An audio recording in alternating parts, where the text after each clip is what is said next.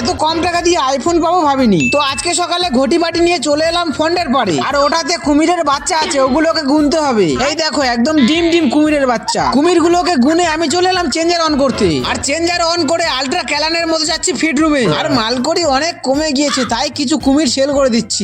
তেমন কিছু না, ওই কত টাকা লাভ হবে একটু হিসাব করছিলাম আর কি। বুঝতেই তো পারছো, আমি হিসাব করছিলাম, হঠাৎ বললো এগুলোকে ফিটিং করতে হবে, তাই চলে এলাম ফন্ডের কাছে। আর এটা থেকে কেরোসিন তেল বের করে সরিষার তেল দেওয়া হচ্ছে। দে দে একদম মৃত্যু খাওয়া খাইয়ে দে। তারপর মোটর লাগানো হচ্ছে। ও সত্যি আচ্ছা কাম।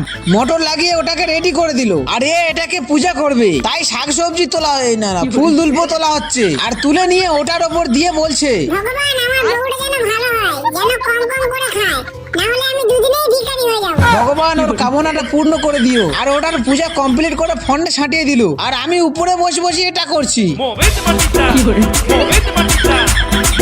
আর এই ফোনটা অন্য একটা লোকের অনেক কম টাকা দিয়ে কিনেছে।